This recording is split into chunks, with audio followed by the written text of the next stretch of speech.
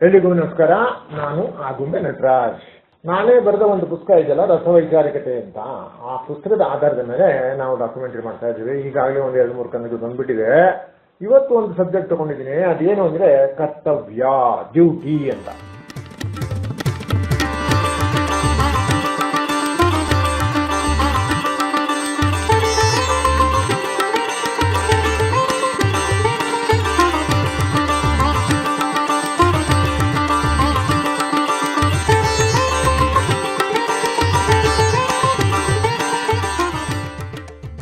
So ಇದ್ರ ಬಗ್ಗೆ ಮಾತಾಡೋದಾದ್ರೆ ತುಂಬಾ ವಿಷಯಗಳಿದೆ. ಆದರೆ ಸಂಕ್ಷಿಪ್ತವಾಗಿ ಹೇಳೋದಾದ್ರೆ, ಕರ್ತವ್ಯಕ್ಕೆ ಇಂಗ್ಲಿಷ್ ಭಾಷೆಯಲ್ಲಿ ಡ್ಯೂಟಿ ಅಂತ ಕರೀತಾರೆ. ಡ್ಯೂಟಿ ಎಂಬ ಪದ ಡ್ಯೂ ಎಂಬ ಪದದಿಂದ ಉದ್ಭವ ಆಯಿತು ಅಂತ ಹೇಳಲಾಗಿದೆ. ಡ್ಯೂ ಎಂದರೆ ಒಬ್ಬ ಮನುಷ್ಯ ಮಾಡಲೇಬೇಕಾದ ಕಾರ್ಯ, ತಪ್ಪಿಸಿಕೊಳ್ಳಲಾಗದ ಕಾರ್ಯ.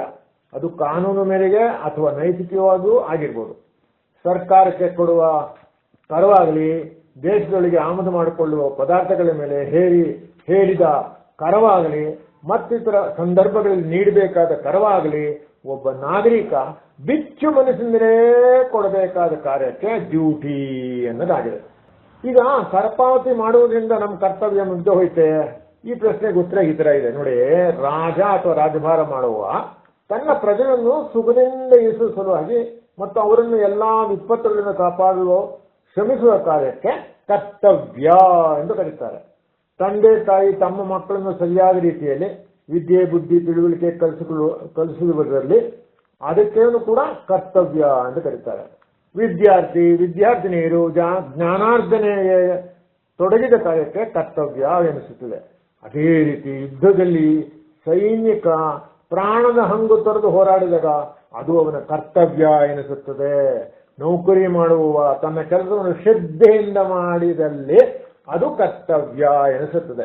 ನಮಗೆ ನಾವೇ ಮಾಡಿಕೊಳ್ಳುವ ಕಾರ್ಯಗಳಿವೆ. ಉದಾಹರಣೆಗೆ ನಮ್ಮ ಆರೋಗ್ಯ ಕಾಪಾಡಿಕೊಳ್ಳುವುದು ಅದು ಒಂದು ಕರ್ತವ್ಯವೇ. ವಿವೇಕ ಯುಕ್ತ ಪರಿಜ್ಞಾನ ಹೊಂದಿ ಕಾರ್ಯ ಮಾಡೋದು ಒಂದು ಬಹುಮುಖ್ಯ ಕರ್ತವ್ಯ. ವಿವೇಕ ಇಲ್ಲದಿದ್ರೆ ಕರ್ತವ್ಯದ ಕರೆ ಕೇಳಿಸೋದೇ ಇಲ್ಲ. ಸೊ ಇದಿಷ್ಟು ಇದಾಯ್ತು, ಜನರಲ್ ಆಯ್ತು. ಈಗ ಧಾರ್ಮಿಕವಾಗಿ ಏನ್ ಕರ್ತವ್ಯ ಇದೆ ಅದಕ್ಕೂ ವಿದ್ವಾಂಸರು ಕೆಲವು ವಿಶ್ಲೇಷಣೆ ಕೊಟ್ಟಿದ್ದಾರೆ. ಈಗ ಎಲ್ಲರಿಗೂ ಗೊತ್ತಿದ್ದಂಗೆ ಗೀತೆಯಲ್ಲಿ ಶ್ರೀಕೃಷ್ಣ ಕರ್ತವ್ಯದ ಬಗ್ಗೆ ಸೊಗಸಾದ ಸಂದೇಶ ಸಾರಿದ್ದಾನೆ. ನಿನ್ ಕೆಲಸ ನೀನ್ ಮಾಡು, ಫಲಾಪೇಕ್ಷೆ ಕಾಯಬೇಡ ಅಂತ ಹೇಳ್ಬಿಡಿದ್ದಾನೆ. ಸೊ ಅಂದ್ರೆ ದೇವರ ಬಗ್ಗೆ ಮಾತಾಡ್ತು ನಮ್ಮ ಕರ್ತವ್ಯ ನೆರವೇರಿಸುವ ಅಂದ್ರೆ ನಮ್ಮ ಆತ್ಮ ಯಾವಾಗಲೂ ದೇವರ ಬಗ್ಗೆ ಚಿಂತಿಸಿ ಅವನಲ್ಲೇ ಲೀನವಾಗುವಂತೆ ಕೋರಿಕೊಳ್ಳುವುದು, ಪ್ರಯತ್ನಿಸುವುದು ಒಂದು ಕರ್ತವ್ಯ. ನಿಜ ತತ್ವ, ಒಳ್ಳೆ ಭಾವನೆ ಹೊಂದಿರುವುದೇ ದೇವರಿಗೆ ನಾವು ಮಾಡುವ ಕರ್ತವ್ಯವಲ್ಲವೇ?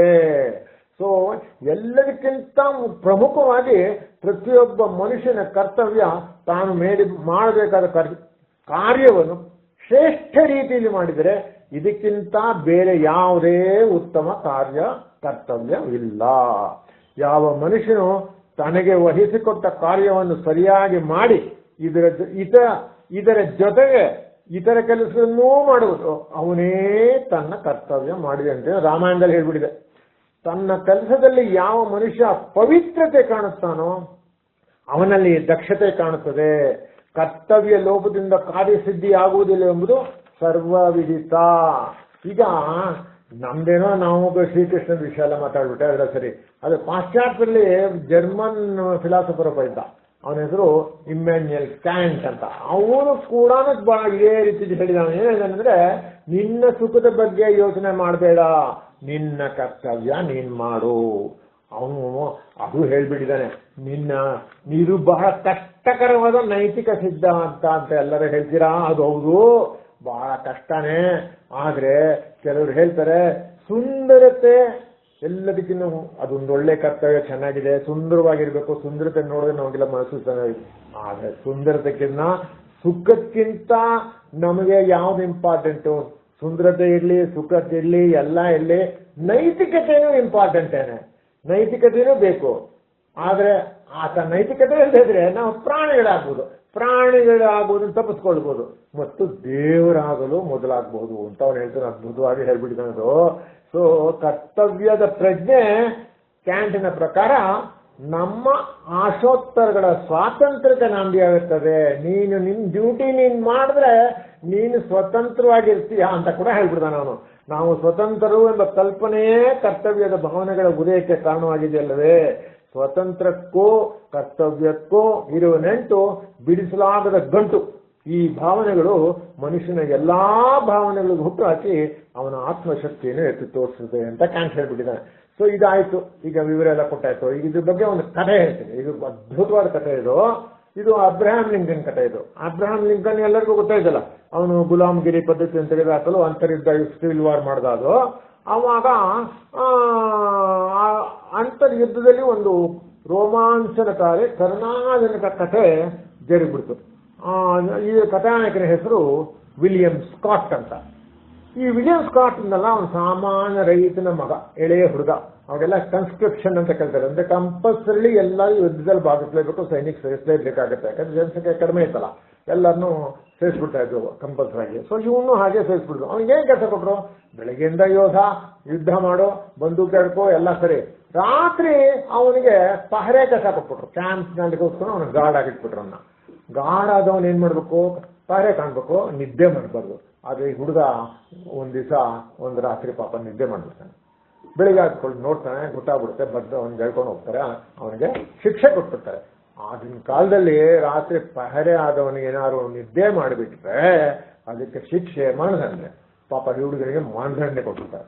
ಅಯ್ಯೋ ದೇವ, ಇದು ವಿಷಯ ಗೊತ್ತಾಗತ್ತೆ. ಅಬ್ರಹಾಂ ಲಿಂಕನ್ ಬರ್ತಾನೆ, ಕೇಳ್ತಾನೆ ಹುಡುಗನಿಗೆ, ನೀನೇನೋ ಮಾಡ್ಬಿಟ್ಟಿಯಪ್ಪ, ನಿನ್ ಕರ್ತವ್ಯ ನೀನ್ ಮಾಡ್ಲಿಲ್ಲ, ರಾತ್ರಿ ನಿದ್ದೆ ಮಾಡ್ಬಿಟ್ಟಿದ್ಯಾ, ಅದಕ್ಕೆ ನೀನು ನನಗೊಂದು ಬಿಲ್ ಕೊಡ್ಬೇಕು. ನಿನಗೆ ಖಂಡಿತ ಈಗ ಮರಣದಂಡನೆ ನಾನು ಕೊಡಲ್ಲ ಈಗ. ಆದ್ರೆ ಅದ್ರ ಬದಲು ನಾನ್ ಕೇಳೋ ಮೊತ್ತ ಇದೆಯಲ್ಲ, ಬಿಲ್ ಇದೆಯಲ್ಲ, ಅದು ದೊಡ್ಡ ಬಿಲ್ ಆಗುತ್ತೆ ಏನು ಅಂತಾನೆ. ಏನ್ ಬಿಲ್ಲು? ಇವನ್ ತಿಳ್ಕೊಳ್ತಾನೆ ಹುಡುಗ. ದುಡ್ಡು ಡ್ಯಾಮೇಜಸ್ ಕೇಳ್ತಾರೆ, ಸ್ವಲ್ಪ ನಮ್ಗೆ ಜುಲ್ಮಾನ ಆಗ್ತಾನೆ ಅಂತ ಕಾಣುತ್ತೆ, ಎಷ್ಟೋ ಡಾಲರ್ಸ್ ಹೊತ್ತ ಕೊಟ್ರೆ ನಾನು ಬಚಾವಾಗ್ಬೋದು ಅಂತ ಹೇಳಿ ಫ್ರೆಂಡ್ಸ್ಗೆಲ್ಲ ಕೇಳ್ಕೊಂಡು ನಾನು ಒಂದು $500 ಕೊಟ್ಬಿಡ್ತೀನಿ, ನಾನು ಬಚಾವಾಗ್ಬಿಡ್ತೀನಿ, ನೀವು $500 ಕೊಟ್ರೆ ಬಿಟ್ಬಿಡಿ ನಾನು. ಅವಾಗ ಹೇಳ್ತಾನೆ, ದುಡ್ಡಲ್ಲ, ನಾನ್ ಕೇಳೋ ಬಿಲ್ ಬಹಳ ಮಹತ್ತರವಾಗಿದೆ, ಅದು ನೀನ್ ಕೊಡಕ್ ಕಷ್ಟ ಆಗ್ಬೋದು, ಅದಕ್ಕೆ ಕೊಡ್ಲೇಬೇಕಾಗ್ತದೆ. ಯಾಕಂದ್ರೆ ನೀನು ಪುನಃ ಯುದ್ಧದಲ್ಲಿ ಭಾಗವಹಿಸಿ ನೀನು ಯುದ್ಧದಲ್ಲಿ ಸಾಯ್ಬೇಕು. ನೀನ್ ಸತ್ರೆ ಅದೇ ಮಹತ್ವವಾದ ನನ್ನ ಬಿಲ್ಲಿನ ತೀರ್ಸೋದ ಅದು ಬೆಲೆ ಆಗ್ತದೆ. ಸೊ ಬೇರೆ ಏನು ಇಲ್ಲ, ನೀನು ವಾಪಸ್ ನೀನು ಹೋಗು, ಯುದ್ಧಕ್ಕೆ ಹೋಗು, ನೀನು ಯು ಗೋ ಅಂಡ್ ಫೈಟ್ ಅಂತ ಹೇಳ್ಬಿಡ್ತಾನೆ. ಪಾಪ ಹುಡುಗ ಹೋಗ್ತಾನೆ, ಯುದ್ಧದಲ್ಲಿ ಗಾಯಗೊಂತಾನೆ, ಅವನು ಮನುಷ್ಯಲ್ಲಿ ಏನ್ ಮಾಡ್ತಾನೆ, ಬಿದ್ದು ಬಿಡ್ತಾನೆ. ಅವಾಗ ಹೇಳಿ ಕಳಿಸ್ತಾನೆ ಅವನು ಹುಡುಗ. ಸಾಯಕನವನ್ನ ಲಿಂಕನ್ಗೆ ಹೇಳ್ತಾನೆ, ನೋಡಪ್ಪ, ನೀನ್ ಹೇಳ್ದಂಗೆ ನೀನ್ ಬಿಲ್ ನಿನಗೆ ಚಿತ್ತ ಮಾಡ್ತಾ ಇದ್ದೀನಿ, ನಾನಿವಾಗ ಸಾಯ್ತಾ ಇದ್ದೀನಿ, ಆದ್ರೆ ನಾನು ಒಂದ್ ಮಾತು ಹೇಳ್ತೀನಿ ಕೇಳಪ್ಪ. ಏನು ಅಂತಂದ್ರೆ, ನಾನೇನಾದ್ರು ಬದುಕಿದ್ರೆ ಇದಕ್ಕಿನ್ನ ಚೆನ್ನಾಗಿ ಒಳ್ಳೆ ಮಹತ್ತರವಾದ ನಾನು ಒಂದು ಬಿಲ್ ನಿನ್ ಕಳಿಸ್ತಾ ಇದ್ದೆ, ಬದುಕುಳಿದಿದ್ರೆ ಇನ್ನೂ ಹೆಚ್ಚಿನ ರೀತಿಯಲ್ಲಿ ನಿಮ್ಮ ಬಿಲ್ನ ನಾನು ಪಾವತಿ ಮಾಡ್ತಾ ಇದ್ದೆ ಅಂತ ಹೇಳ್ತಾನೆ ಪಾಪ ಹುಡುಗ. ಸೊ ಇದು ಈ ಕಥೆ ಇಲ್ಲಿಗೆ ಮುಗಿತದೆ. ಅಂದ್ರೆ ಇದು ಏನಂತ ತೋರಿಸಿದ್ರೆ, ಡ್ಯೂಟಿ ಇಸ್ ಮೋಸ್ಟ್ ಇಂಪಾರ್ಟೆಂಟ್. ಅಂದ್ರೆ ಮರಣದಂಡನೆ ಅವ್ನು ಸಾಯಲೇಬೇಕು, ಯುದ್ಧಕ್ಕೆ ಹೋದ ಸುಮ್ಮನೆ ಇರೋಕ್ಕಾಗಲ್ಲ. ಅವ್ನು ತಪ್ಪು ಮಾಡಿದಾನೆ, ಅದು ಅವನ ಕರ್ತವ್ಯ, ಇವಂದು ಕರ್ತವ್ಯ, ಅವನದು ಕರ್ತವ್ಯ, ಇಬ್ಬರದು ಡ್ಯೂಟಿ ಇರ್ತದೆ. ಅವನ್ ಬದುಕ್ಸಕ್ಕಾಗಲ್ಲ, ಅವನಿಗೆ ಶಿಕ್ಷೆ ಕೊಡ್ಲೇಬೇಕು. ಆ ಶಿಕ್ಷೆ ಹೆಂಗ್ ಕೊಡೋದು? ತಿರ್ಗಾ ಹೋಗಿ ಯುದ್ಧದಲ್ಲಿ ಹೋಗು, ಯುದ್ಧದಲ್ಲಿ ಸತ್ತೋಗ್ಬಿಡು. ಅದೇ ನೀನು ಕೊಡೋದು ಒಂದು ನಮಗೆ ಬಿಲ್ ಚುಟ್ಟ ಆದಂಗೆ ಆಗ್ತದೆ ಅಂತ ಹೇಳ್ತಾನೆ.